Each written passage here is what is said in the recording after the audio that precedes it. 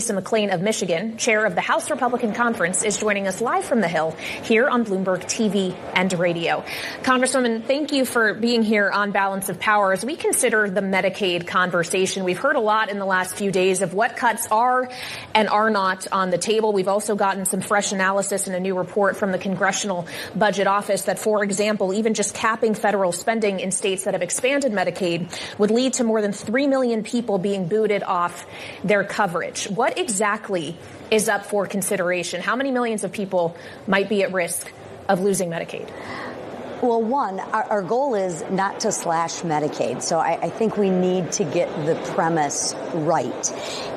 Look, we want to first start and make sure that Medicaid will actually be there and work for the people who need it most. So where we're going to start, and this isn't a secret, is the waste, the fraud, the abuse, getting the illegals off of Medicaid.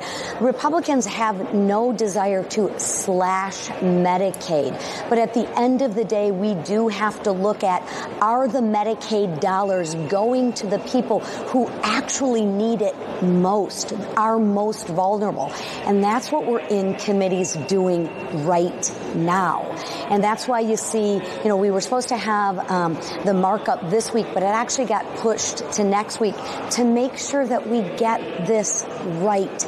Yes, we want to do it quickly, but we got to get it right. Getting it right is way more important than doing it quickly. Congresswoman, do you see work requirements for Medicaid as being a possible bridge between the desire to preserve benefits and the calls to find some cuts across the budget that we're seeing? Yes, that is definitely on the table. We want to make sure that we give able-bodied individuals the opportunity to go to work and to have a good opportunity in life. So absolutely, work requirements are on the table. And we need to put those work requirements on the table because we need to make sure that we take care of the people who need Medicaid most. And I know I keep saying that, but if we don't do that, we're going to be in a real world of hurt because we can't outspend ourselves on this problem. Well, we were hearing about Congress's spending from the Fed chairman, Jerome Powell, in his news conference earlier today, Congressman. He didn't want to weigh in on the fiscal situation, but he did, of course, have to field many questions about the current economic outlook, especially under the consideration of tariffs. You sit on the Financial Services Committee, and I wonder if you agree with the Fed's view that it has the room to wait and see here, that they do stand pat on rates for now, even though President Trump has suggested a rate cut is necessary immediately. Yeah, listen, we've had good economic signs since President Trump has taken office. Look at the trillions of dollars of investments that are coming to us. And I would remind everyone that inflation right now is under 3%. And unemployment is under 5%. Those are decent, respectable numbers. We're not talking about the Joe Biden era inflation where it's, up over 9%. So everything is a little bit stable, more stable right now. Is there uncertainty because of the tariffs? Absolutely. Let's be honest about that. But President Trump continues to make more and more deals to balance the trade and get more investment and more jobs back to America. That's what he ran on, and that's exactly what he's doing.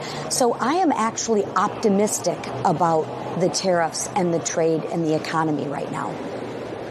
But Congresswoman, we have seen some concerns expressed about the impact of those tariffs. And from your district, looking across the St. Clair River, you can see right into Canada. What has been the impact locally of the tariffs, especially on autos and auto parts? And what are you hearing from your constituents?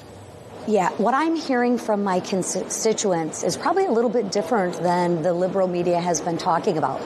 My constituents, heavily manufacturing, heavily auto, they view these tariffs as a positive thing. They view the tariffs through the lens of job creation. So they are excited that they believe that President Trump will bring more manufacturing jobs back to our state. Because right now, Michigan ranks number 3 behind California and New York in manufacturing jobs lost to our state. That's why we lost a seat in Congress. We've had so many jobs leave our state that actually my constituents are excited because they think President Trump is actually going to bring jobs back to our state. Do they feel, though, that their wages are going to keep pace with any cost increases we may see as a result of tariffs, or are they counting on the tax policy that your chamber is currently working on, Congresswoman? Because if it's just an extension of tax cuts that are already in existence, that isn't necessarily going to translate into more money in any Michigander's wallet. You're right, but we have to get this reconciliation package done, because if we don't, and whoever votes against the reconciliation package will vote for the biggest tax increase the American people have seen in a long, long time. So one, we have to get that done. They are confident that their wages will increase, right? And there'll be more jobs, which is also a very positive thing, especially to people in my district who experienced a lot of layoffs under the last administration. Congresswoman, we'd be remiss if we didn't look ahead to 2026 in the Senate. Do you have any designs on running for the Senate seat? Mike Rogers, your former colleague, has announced his intention to give it another shot. How about you? Yeah. I am happy being where I'm at in the House. I mean, I am the number 4 person in the House of Representatives, the highest ranking woman in leadership, and I love what I do. So I'm happy right where I'm at. And Congresswoman, would you endorse Mike Rogers then if you're not going to jump in yourself? I'm going to let the field play out a little bit and see who everybody gets in. So right now I'm kind of staying out, but I'm keeping my options open. Republican Congresswoman Lisa McClain of Michigan, thank you so much.